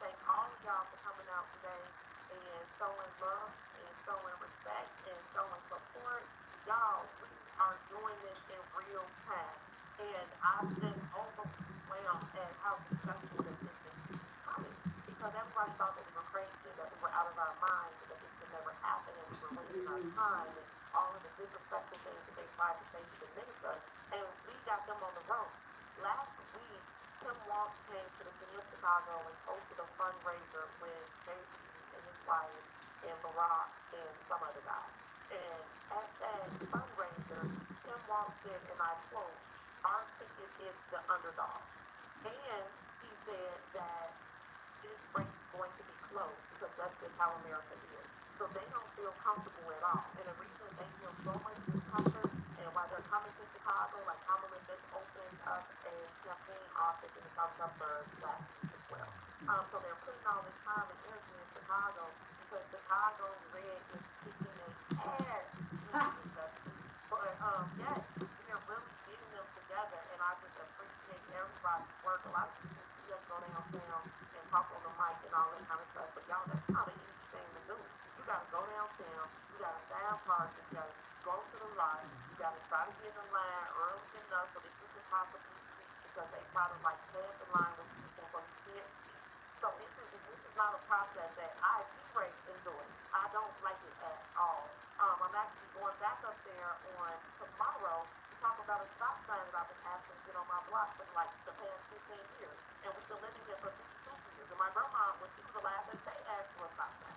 So the fact that we got to go through all these emotions to get simple things like stop signs and school buses is what makes it so disrespectful. And that's what gives us the energy to keep going because we know we deserve better than this. And people who have high self-esteem do not attempt to find comfort in chaos. When people with high self-esteem see chaos, they try to see that chaos immediately because they understand that that's not the way that they want to communicate or that comes up around them. So thank y'all for having high self-esteem. Know that we get my Donnie back in office. When I started talking about my Donnie and getting him in office back in 2019, people again thought I was crazy out my mind, thought I was being rebellious and all this kind of stuff. But now they see that it's working for real and they don't know how to act. They're actually very upset that nobody tried to stop us years ago. And yeah, so it's process. I just want to say thank you, thank you, thank you, thank you, thank you, thank you, thank you, thank you, thank you, thank you, thank you, thank you, thank you. Thank you, Afro Elite, for coming to speak today. You and I had a rough start on this Twitter stage. Hunt that messed out, and boom, now we're talking. All of us, everybody there is a star, and we saving America, y'all. It's bigger than our feet, because every move we make is reverberating from city to city. We got Chicago red, Detroit red, Milwaukee red, Baltimore red, Kansas City red, Tampa red, LA red. Everybody is making this move because we show the country what high self-esteem looks like in a patriotic way. So, thank y'all. That's all I was calling to say. I love y'all to life. I'm proud to say that y'all my sisters. And I know you play cousin. We ain't say that. But, for y'all, I just love y'all to life. And let's get to it. We got 16 days to make this happen. And it is happening in real time. We love you too, and thank you. Everything. Like you, Ray. Okay. Now we're gonna get back to the caller before. Caller from area code 312. You're on live. What's your comment or question?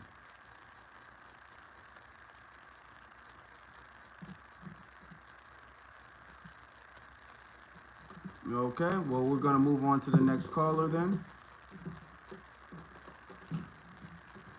We got a lot of people waiting.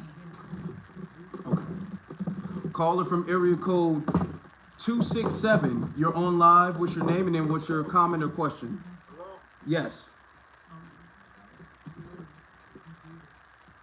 Hello? Yeah, can you hear us? Yeah, can you hear us?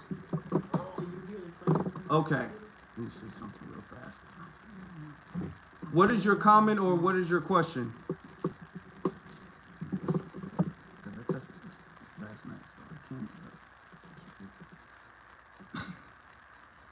Just give me 1 second, y'all. You gonna update it. Yeah, I'm gonna have to switch the browser. Okay, so what we're gonna do is you all just give me 1 second. Because all of the callers are acting like they can't do that. There's a lot of people calling in right now. Yeah, he got like 28 people in line. Like,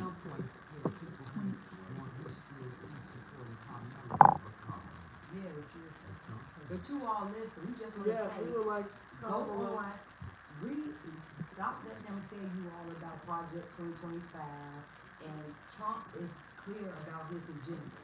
It's called Agenda Okay. 2025. And read the New Americans plan. That's a Democratic plan. If y'all want to read Project 2025, which y'all aren't reading because it's 900 pages, and y'all can't even form a sentence correctly. Okay, hold on for one. Hold on. No, I don't have them.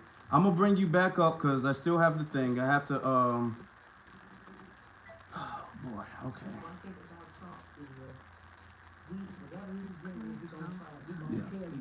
Okay, that's the number. Yep, I that's took it down.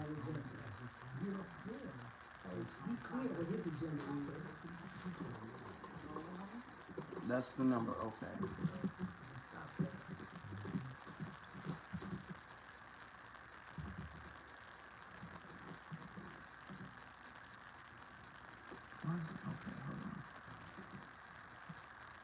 Just give us 1 second, y'all. We're gonna bring the callers right back up. Thank you for calling. We gotta bring the callers right back up. Please enter your cell or meeting number and press. Enter your 6-digit PIN number. I asked you on some water I got. You never drank your 7-Up. You want some water now? Welcome, host. Okay. You are now in the host room and can manage your callers from the call studio. Caller, can you hear us now? Caller, can you hear us? Okay, we're gonna put you back in the queue and then we're gonna ask the next caller. Caller from area code 708. You're on live. Can you hear us? Yes, we can hear you. Okay. Hold on for 1 sec. Hold on for 1 second, because now, hold on for 1 second, because I want the audience to be able to hear you as well too. So what we're gonna do is we're gonna leave this.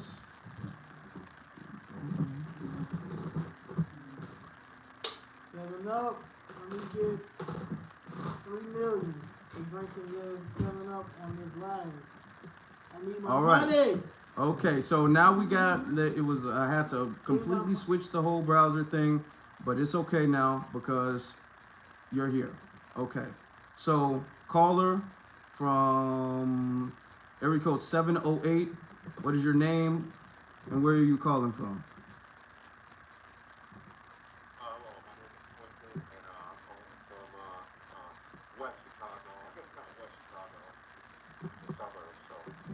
Okay, Quentin from Chicago. Thank you very much for calling. What is your question or comment? And you're gonna have to speak up. We got a lot of people in the queue. If you got a few questions, that's fast. Let's just get one and then we'll get you back up.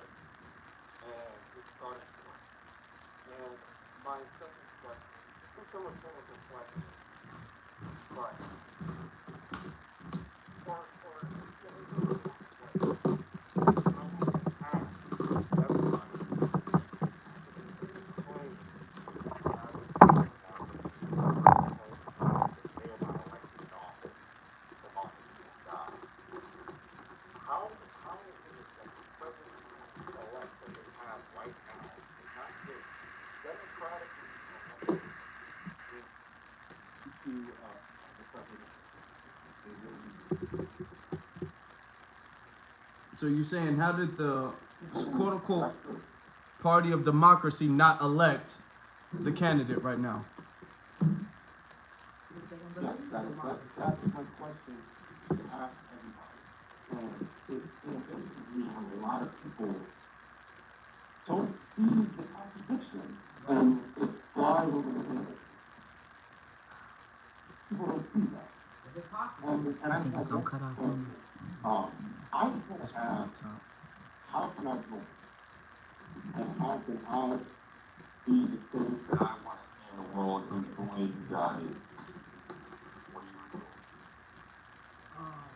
So, oh boy. Okay, so they asked how can. First, that's how you can join. That's number one. Vote red. Flip West Suburb. Yeah, we can hear you. Sorry. Red. Hold on. Yeah, we can hear you. Hold on. Just give me 1 second. I accidentally unplugged the thing. Hold on. Okay, there we go. Yeah, we can hear you. Okay, so thank you for your question. Well, I think the answer to the first part of his question in terms of how is it that people don't see that this process that she got in by way of avoiding the process. And it goes back to what we said earlier about the fact that there are so many people who do not know government, that don't know politics or don't know civic issues. So they're not even aware of the fact that the process was done incorrectly. Which is another reason why the Democratic Party is pushing this thing about her being black and being the first black woman to, like they say, to distract you from the fact that she wasn't put into office by the proper procedure. So that's how they're able to do so much of what they're doing now. Because there are a lot of people, believe it or not, in 2024 that are still politically ignorant. That still are walking around saying that they don't have time for that. This don't have nothing to do with it. 90%. Let's be clear. You can tell by the comments online that they just 2024. Yeah, despite 90%. of what's going on right now in front of their eyes, they still hold that same position. I'm gonna say it like I said earlier.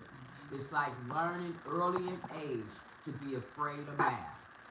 You just learned in 2nd, 3rd grade, you're not good at math because you couldn't learn 2 plus 2 is 4. So rather than somebody taking the time to teach you, you just, here comes your parent, well, you know, I wasn't good in math either. And then the next thing you know, you just straight don't know math. And then the next thing you know, you're jipping yourself out of certain types of professions that you can make more money in the sciences, the engineering, as accountants, financiers, all because in 2nd grade, you couldn't do 2 plus 2 and somebody told you to be scared of math. That, you know, and not to learn math. And it's the same thing with government. We get into a place in government where now you need to know what certain things mean, what certain things to come from, and rather than taking the time to learn it, I don't even deal with politics. That's why I don't even know. That's it. And this is how they're able to do the things like they do, like get Kamala Harris in a position as nominee and violate the complete system to do it. Okay, thank you for that. So we're gonna get to the next caller from area code 573. What's your name and what's your question or comment? You're gonna have to speak up pretty loud. We have some low callers before. Yes.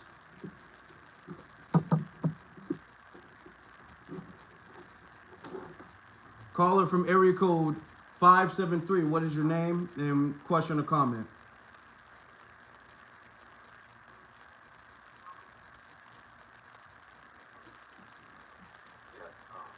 This is Armand, and I'm from Kentucky, and like 5 minutes from Southern Pennsylvania, Illinois, and I'm very familiar with Chicago and going up there right now. Several family and friends that I've told and warned about my life and what you guys are doing, and 1,000 miles journey starts with one step. You always have to put it together. I want you guys to keep going. I have told my family to make sure that they look at their videos and And what I do want to say, I do remember Trump said that the black race will save America. I don't know if you guys remember that. And then later on, you guys come. So I want to encourage you guys to keep going, keep moving on. But also, black support as far as black males. Are you guys getting the support that you need? Or do you guys have any plans that you elections coming up pretty quick for like a march or a race or an event? Just curious. Love y'all. Have a great night. Thank you. Okay, thank you. What was his question? Maybe we should repeat it if we can hear. If we can. Well, I know he was asking us, do we have the support of the black man? And to be quite honest, for me being, what I am and be fighting this fight, I have more male support than I've ever had in my whole entire life. So, I really appreciate that. I really do have a lot. I think I got more male supporters than I have women supporters, honestly. So, yes, I do have the male support on all sides. White, black, Hispanic. They've all reached out. They've all helped. I mean, asking do I need anything as far as even safety, making sure I'm getting her on right. Like, so I do appreciate. I do have that as far as a rally. Ms. Jackson, I do think we need to have a little something. We do need to have a little watch party for the election, but I do think we need to have something before something, because a lot of people are asking, do we need help with helping people register for voting and stuff like that, asking can they help. So I do think we do need to figure that out. All hands on deck situation.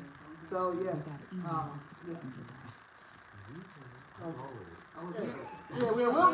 You just show up. We'll get it together. together. You just show up. What, email? We can put the email up. Okay, so thank you. So we'll put the email and information there. The next caller, we're gonna get to the next caller. Caller from area code 312. We got a lot of Chicago callers. Yeah. What is your name and what is your comment or question?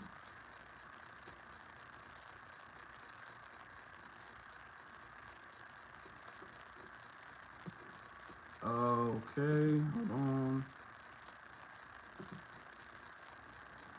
You can hear us, right? What is your name and caller from area? Yeah, we can hear you. What is your name and what is your comment or question, sir?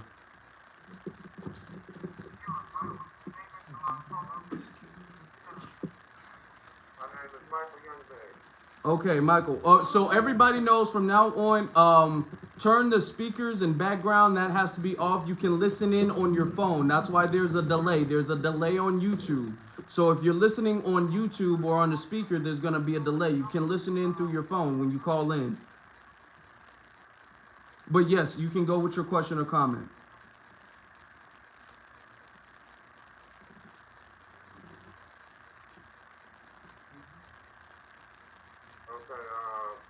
I think there's a delay or something like that, so I'm going to go on with my statement. I really ain't got no question. My statement is that Chicago needs to make, and has made, the first big step to flip Chicago red. We going through a lot. We're going through a lot of personal things, etc. But the bottom has kept us on the battlefield. Kept us on the front line, kept us secure, kept us humble in ways, and we just need the support. We need for the people to show up and grow and the hundreds of thousands of millions across the country and make this a source of Republican ballot votes, Republican ballot when we get to the polls. So we need to turn not just Chicago red, but the country red. Policies that's been handed down, by the Democrats, is sickening. And for so many years, it's been a fear to speak on the sickness of these crimes, of these sexual experiences or fantasies that one trying to live out. We need to stand strong, we need to stay strong, and we need to work in unity. You know, that's the most important thing. We can't be against each other and we all for the same cause. And I just want to leave with peace and love, and we need to show up in record numbers and press that ticket for Trump. And it's not just because it's Trump. We don't want that misunderstanding. We want you to focus on the laws and the policies that hinder our people as a whole and American citizens as a whole. Peace and love. Thank you very much for your call. Love you, Michael. All right. So we're gonna get to the next caller. Caller from area code 479. What's your name and your comment or question?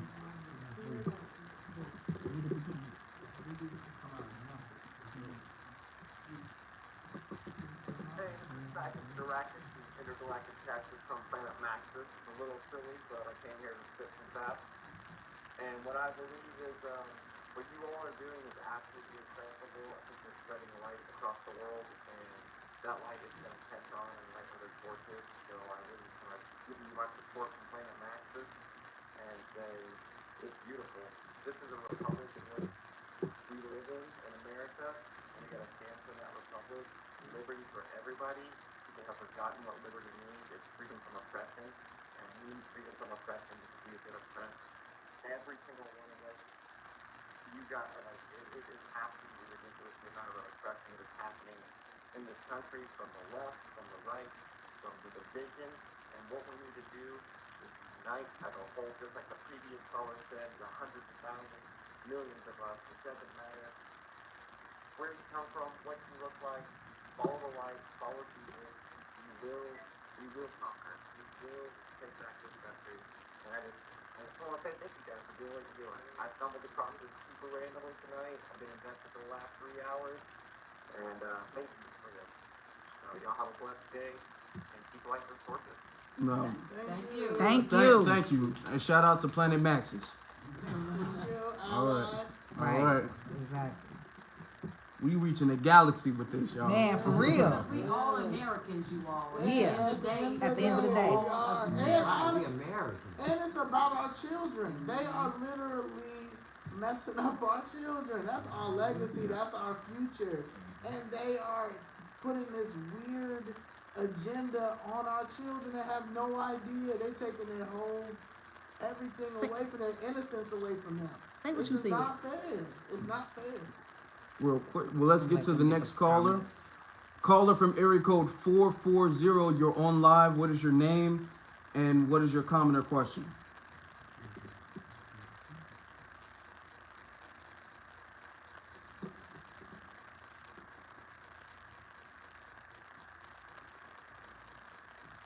Hello?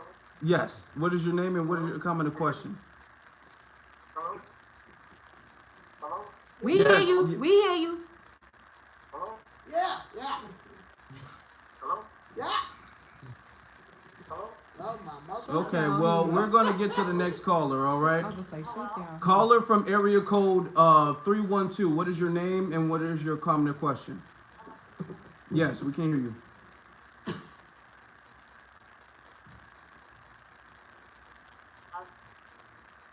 Ignore him, he's gone. Just what is your comment or question?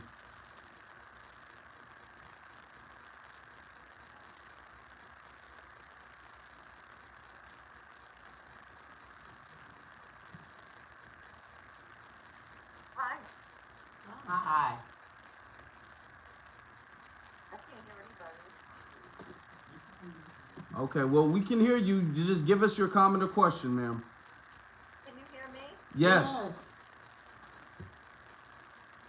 anybody hear me? Yes, I can, girl. Yes, we can. She sounds like an ally too, though. Yeah. She allies. We can hear you. Hi.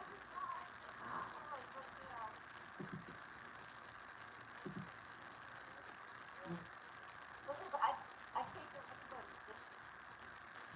Okay, never mind. I just want to say the ladies, you're all your mama red, and I'm mama red.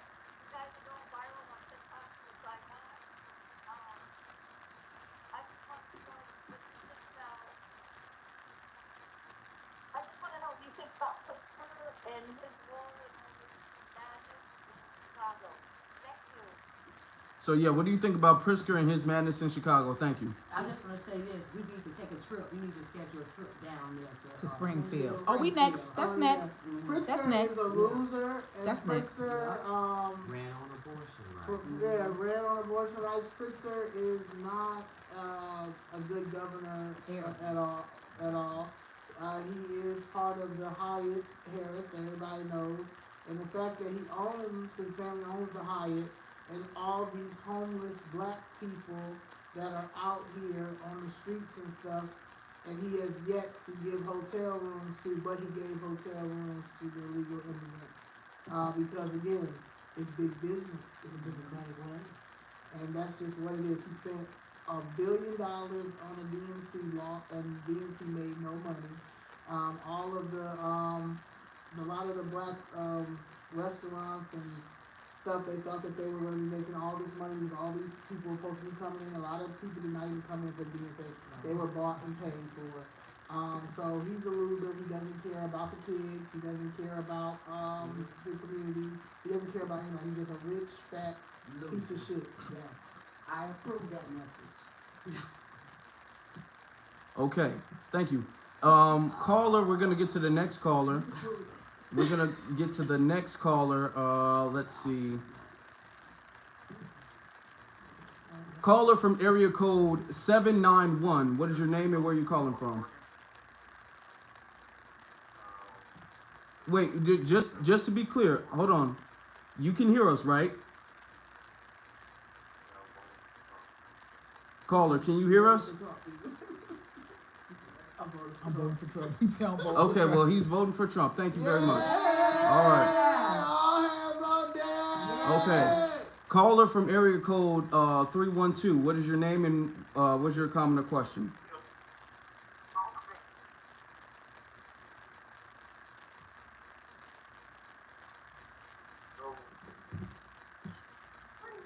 What is your comment or question, sir?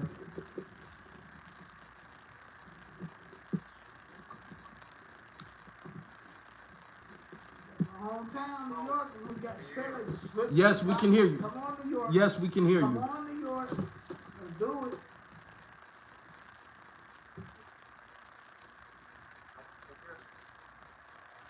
Yes, we about to wrap these calls up because y'all okay.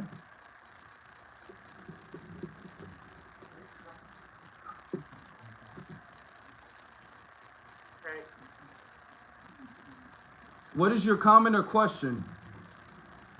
Can't really hear y'all, but I'm gonna be back After two hellos, just say it. Just say what y'all Just give us your comment or question. It's just y'all stay up, keep doing y'all thing. But I'm gonna hang up if I can't finish, but I can see it on YouTube so and all the feedback. But I just wanna say keep doing what y'all doing, be behind y'all. And I'm just praying for y'all safety and peace of mind, and we gonna get this done. And get some legislation in office. That's the goal. You know, get the potholes, politicians count what they doing, keep standing on their neck, y'all, and y'all, and get to the next call. Okay, thank you. He was good and clear. We ain't everybody like that. Yeah. Speak up. Talk like that. Okay. Caller from area code 718. What is your name and what is your comment or question?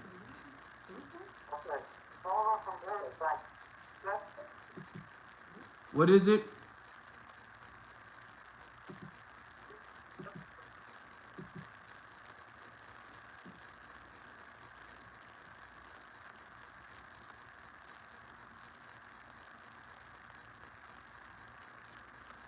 Okay, we're just gonna have to drop you. Caller from area code 440. What is your name and what is your comment or question?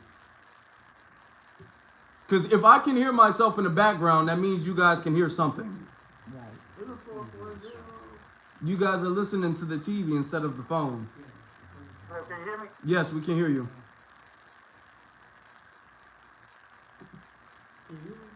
Oh, can you hear me?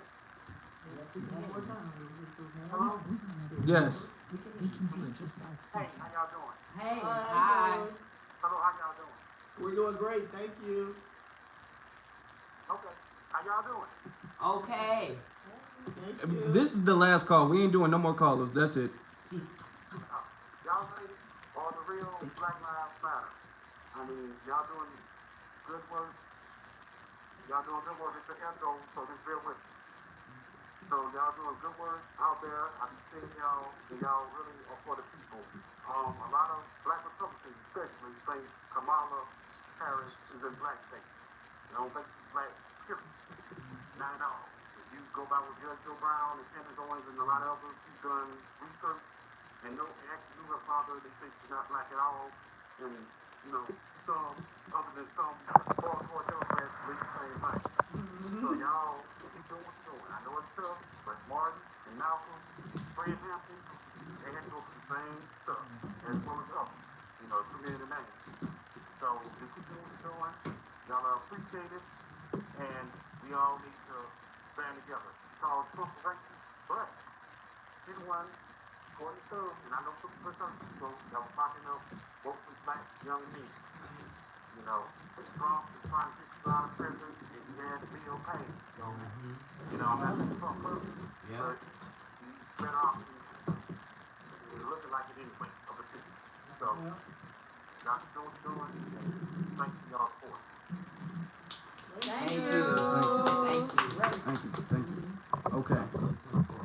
So now we're gonna get caller from area code 323. You're on live. What's your name? Where you're calling from? Hey, Callie. I hope y'all flipping California red. Let's do it. Let's make history, baby. Miss Jackson said it's gonna be impossible. I don't think so.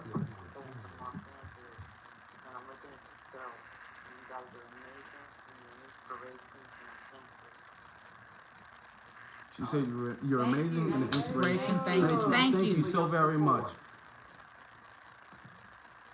Okay. Let me see.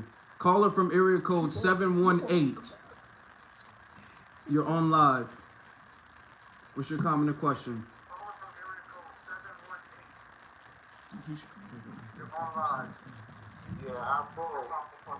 Yeah, we can hear you. What's your just give us your comment or question. There's a little delay. Yeah, I'm full, man. Let's go. Give us your comment or question. Yeah, I'm full, man. Let's go.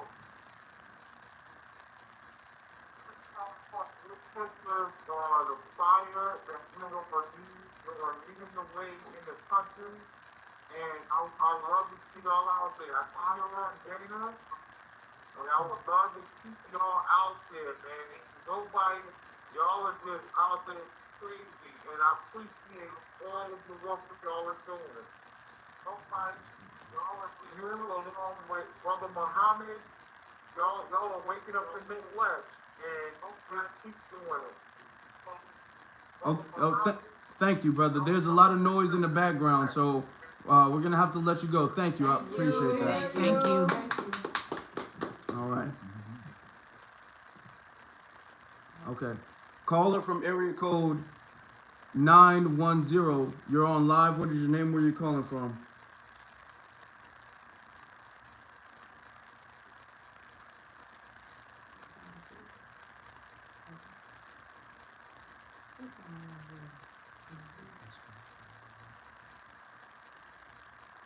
Caller from area code 910. What's your name and where you're calling from?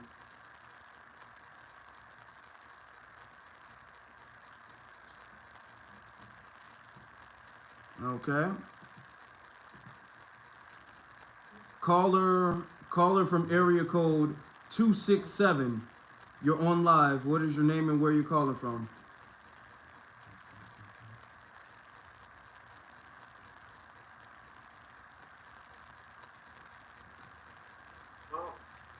Yes, just tell us what is your comment. Leave a comment. Pennsylvania. We need y'all to get out there and vote. Trump 2025. What is your comment, sir, or question?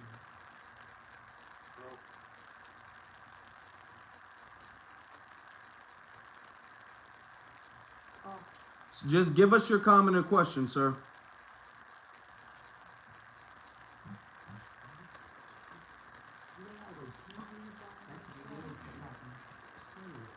Just give us your comment or question. Well, I mean, People just.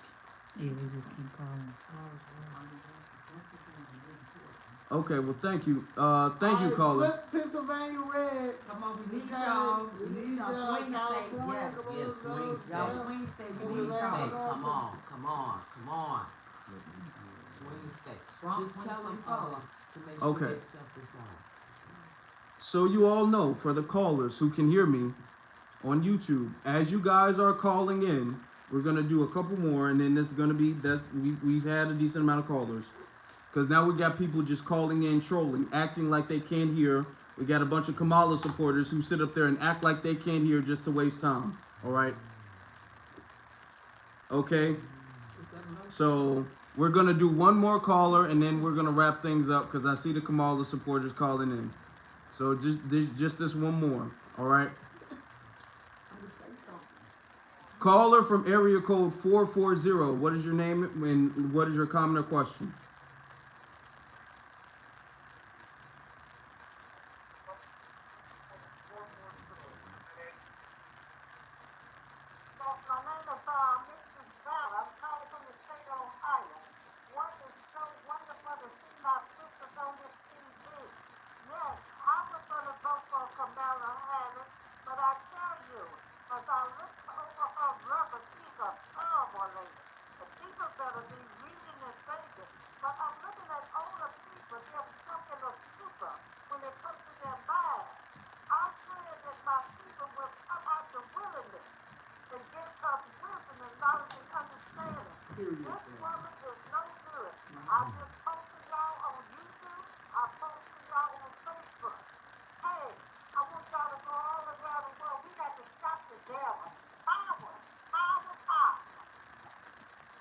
Thank you, caller. Let's go, all hands on deck. All hands on deck. Ohio, go vote. Yes. Okay, thank you. Ohio.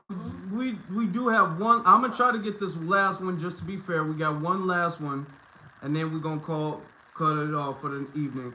Caller from 910. You're on live. What is your name? Where are you calling from?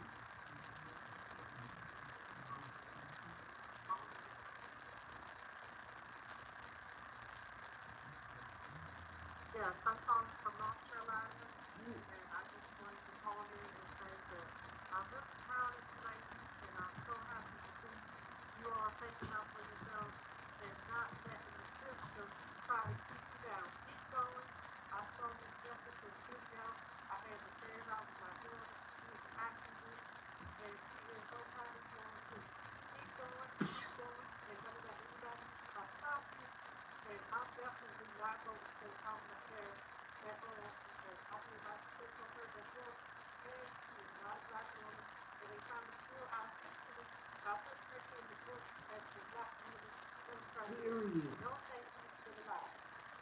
Thank you, caller. Thank you. Period. North Carolina, we Period. need Period. y'all. Let's go. Let's Let's go. These go. swing states. North Carolina, yeah, these Okay. swing Yeah, states. we need So y'all. we're gonna thank you to all of the callers. We're gonna be wrapping things up. Thank you for the callers. Thank you so very much. Appreciate you all. In New York, we need y'all because Trump, you know, he going there for his And he doing Madison Square Garden.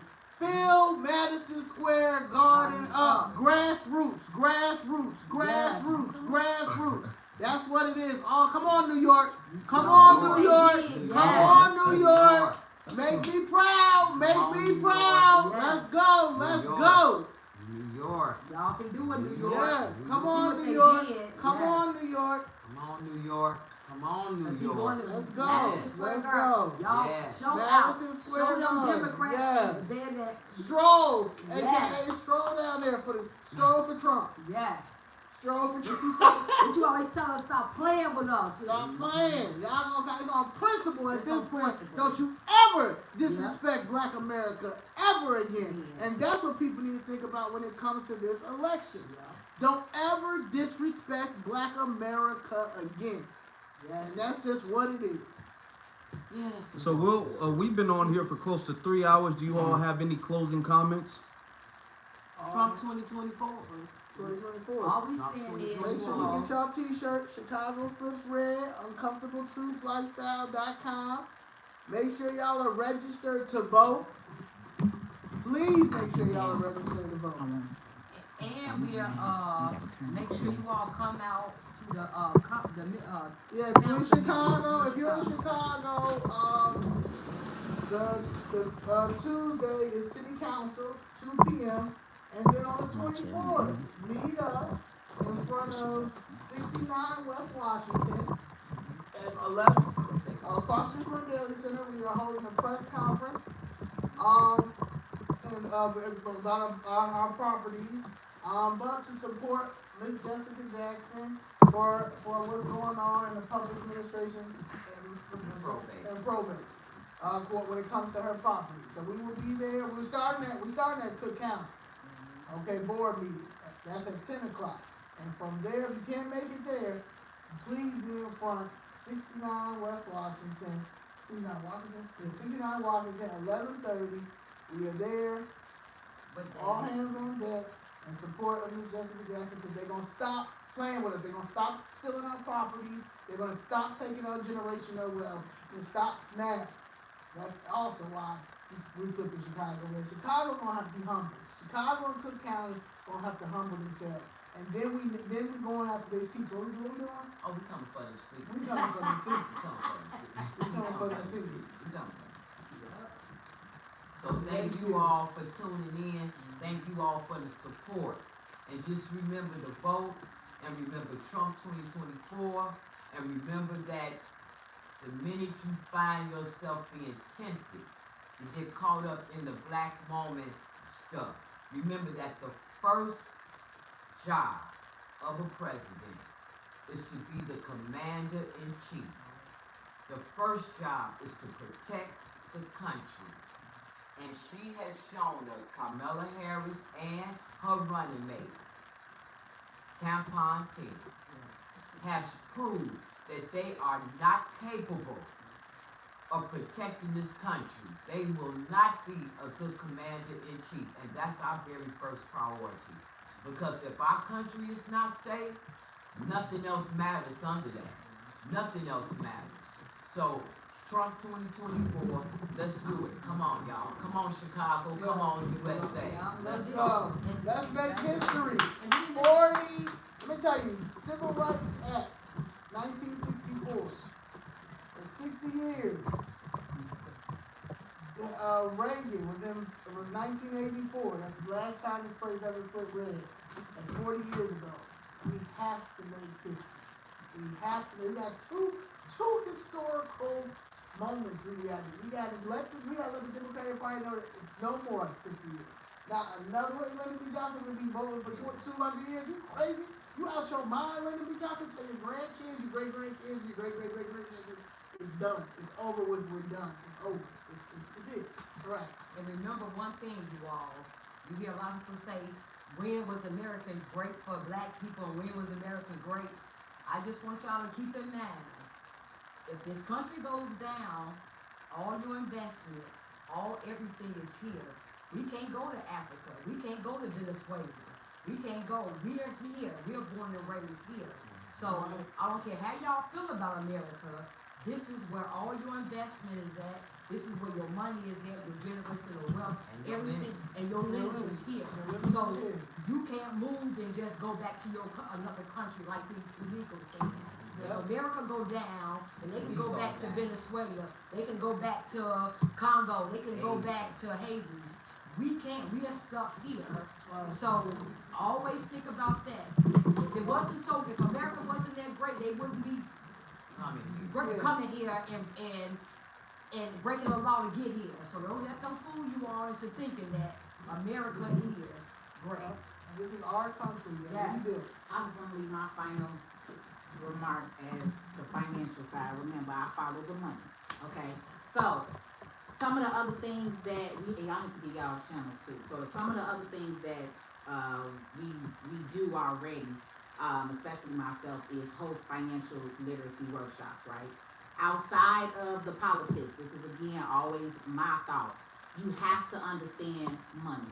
You have to know how to use your money, spend your money. If you really also want to show these companies and everything, you have to also stop spending everywhere. You have to understand to budget. You have to also understand and say, well, I ain't buying Nikes, I'm not buying Jordans, I'm not buying Gucci, Louis, whatever, and you can put your money together. A lot of y'all not really investing your money the right way. You can literally put in $100, $200 a month in the S&P 500. The S&P 500 has not went down but only 2 years over 20 years. Okay, so that's again, I'm want more women financially sexy. It's cool to look good, men and women on the outside, right? But are you financially sexy? Do you got money in the bank? Are we starting businesses? Are we growing? Are you fixing your credit? Again, I'm in support, but I'm also all about the money, okay? Which is that's also how you're going to live and survive. So we're hosting programs. We're hosting workshops where we can show you. I have a non-for-profit. We will set that up. We will show you how to set up a non-for-profit organization. A lot of money is funneled into business, okay? And that's why you also have to understand. So those of you all who love Trump, remember, he didn't bankrupt seven companies and still is rich, right? And that's again why I talk to y'all about the importance of having a business in this country. America is a business. So also outside of the politics, remember and understand the money plays a big role, especially Black America, okay? You have to understand where to put your money. So again, we're not just on here talking. I've been teaching online education for the last 11 years, all right? Again, my channel is Patrice L. Stewart. We do have a Chicago All Hands on Deck YouTube channel that we would love for you all to follow. Zoe is at Mr. Steal Your Wig 1. Jessica has a new page. We gotta look it up on the phone real quick. Jessica, she has X on X platform. Miss Jessica Jackson, but without the O. So yeah, she's on TikTok too. Miss Jessica. She look what? JCKS. We manage y'all. So yeah, she does have that. She will also be on Alex Jones tomorrow and interviewing and Anton Daniels. So please, please tune in for that. So if you need training in, get you right, get your body right. I specialize in that. And on Instagram, you against you fitness. It's Danielle Carter Walters on Facebook and You Against You Fitness on TikTok. So you against the letter U fitness. And just hit me up if you all want to train in. It's because it's about what? Fitness and politics and everything else. Comedy. Here we have comedy right here. All hands on deck. All hands on deck. Yeah, and I will be linking all of the links and everything like that to their Instagram and websites and things like that to make it easier for the audience to follow very shortly. I appreciate we had hundreds of people in here, a lot of callers, we had a lot of comments, a lot of good wishes, questions, and I thank you all for being here. Thank these beautiful ladies for being here. I appreciate you all, and definitely make sure you subscribe to the channel, and when we have the links for all of their things, make sure you follow all of them on their individual pages because they speak on this and other issues pertaining to the community all of the time. Oh, and I have a podcast, Big Greg. I have a podcast, Big Gregory Talk Me podcast. Miss Jessica, she's one of the first guests. She's episode 3. Yay! But yes. So yeah, Big Gregory Talk Me podcast too. I got all of that. And episode 6 is my favorite because it's called The Final Movement. And I discuss a lot of stuff that was led me to why I'm going with it. Well, thank you. 2024. Thank you, brothers and sisters.